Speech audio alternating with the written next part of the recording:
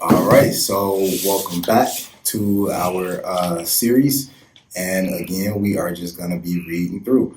I'm going to try and keep these short, maybe do like one chapter only. It's not going to be a whole lot of commentary. We left off on the sixth day, reading Genesis in the first chapter. And today we're going to be going into Genesis, the second chapter, where we're going to be talking about the seventh day. And that's important because that's a commandment. On the seventh day, he told us to rest. Not the first day, but that's neither here nor there. We're just here to read the scriptures. But on a more bigger, grand scale, the seventh day that's the day, quote unquote, of the Lord, where Yeshua HaMashiach, or Jesus Christ as the world refers to him. Not here to debate that. We're just reading the scriptures. But that's the day where he comes, sets up his kingdom. We can all rest. Those of us who make it, the 1/3 that make it and things of that nature. But we'll be in New Jerusalem. Christ will be here with us prior to going into the eighth day, which is the eternity, which is when the Father is here and the crystal kingdom is coming down. But that's neither here nor there. We're going to just go straight into Genesis, the second chapter. I just wanted to give some context as to a couple of reasons why the Sabbath is very important outside of, hey, it's a commandment, rest. We need to rest. So this is when the Father's going to rest. And a lot of people are like, so he did all of this in 6 days, rested on the seventh day. Well, think in terms of the word says a day with the Lord is 1,000 years, and 1,000 years is in 1 day. Not to mention, you can kind of get into some things with ages, dispensations, going into the seventh day. So that's a little bit of context as to why this is so important. All right, so let's get it. Genesis, second chapter, verse 1. Thus the heavens and the earth were finished, and all the hosts of them. And on the seventh day, God ended his work which he had made, and he rested on the seventh day from all his work which he had made.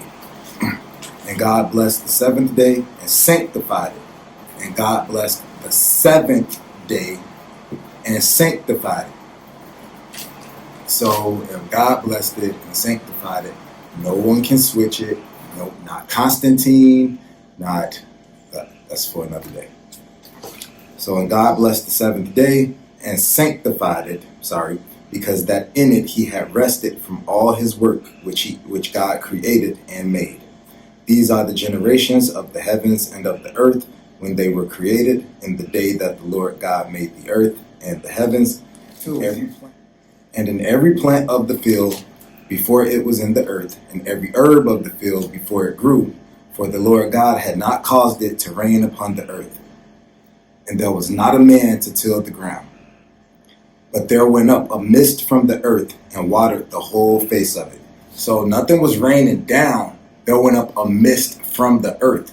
So to kind of think about it in an everyday mindset, think about when you have lawn sprinklers or automatic sprinklers and they kind of shoot up from the bottom. So it wasn't raining down.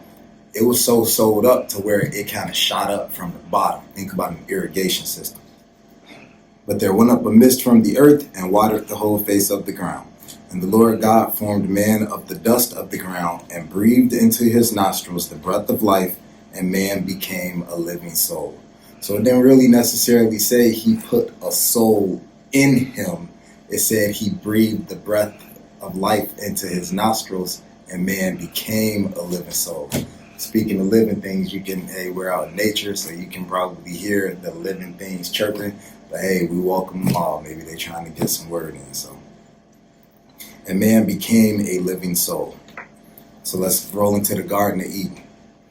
And the Lord God planted a garden eastward in Eden, and there he put the man whom he had formed. And out of the ground made the Lord God to grow every tree that is pleasant to the sight and good for food, the tree of life also in the midst of the garden, and the tree of knowledge of good and evil. And a river went out of Eden to water the garden, and from thence it was parted and became into 4 heads. The name of the first was Pison, that it is which compasseth the whole land of Havilah, where there is gold. real money. And the gold of that land is good. There is bdellium and the onyx stone of onyx. And the name of the second river is Gihon, and the same it is that compasseth the whole land of Ethiopia. There you go, Ethiopia. And the name of the river is Hiddekel, that is, which goeth toward the east of Assyria. And the fourth river is Euphrates. So let's talk about man to care for the garden. And the Lord God took the man and put him into the garden of Eden to dress it and to keep it. And the Lord God commanded the man, saying, of every tree of the garden thou mayest freely eat, but of the tree of the knowledge of good and evil thou shalt not eat of it, for in the day that thou eatest thereof thou shalt surely die. And the Lord God said, it is not good that the man should be alone. I will make him an helpmeet for him. So let's roll into Adam naming the creatures. And out of the ground of the Lord God formed every beast of the field and every fowl of the air, and brought them unto Adam to see what he would call them. And whatsoever Adam called every living creature, that was the name thereof. And Adam gave names to all the cattle, and to the fowl of the air, and to every beast of the field. But for Adam there was not found an helpmeet for him. So let's get into the creation of woman. And the Lord God caused a deep sleep to fall upon Adam, and he slept. And he took one of his ribs and closed up the flesh instead thereof. And the rib which the Lord God had taken from man made he a woman, and brought her unto the man. And Adam said, this is now bone of my bone and flesh of my flesh. She shall be called woman, because she was taken out of man. So a couple of things here. God didn't say, hey, I'm going to call her, woman, or this is blood, bone of your bone, flesh of your flesh. Adam said that. Another thing is, he took her out of his side and not out of his butt. So she's supposed to be his helpmeet. They complement, balance each other out, not a slave. And another thing is, it said he made the woman, this is Eve we're talking about. I'm using that name because there are a lot of people, if we go into some Hebrew names, we're not doing that today. It said, so he took Eve out. He didn't take Eve and Lilith. Just Eve, not Eve and Lilith. And that can go a couple of different ways. We're just going to leave it at that. So the first marriage. Therefore shall a man leave his father and his mother, and shall cleave unto his wife, and they shall be one flesh. And say a lot of people, throuples, whatever the case may be. Hey, I'm just reading it. And they were both naked, the man and his wife, and they were not ashamed. We're going to leave it right there. We told you these videos will not be long. We're going to keep cranking them out. Be on the lookout for another one like the next day, or hey, if they're every other day. However it goes, but you'll be getting a couple of these a week until we get through the book, Genesis to Revelations. If you want to drop off after Malachi, that's your business. I don't encourage it. If you don't want to drop in until Matthew, that's your business, but I don't encourage that. I encourage you to take it all in.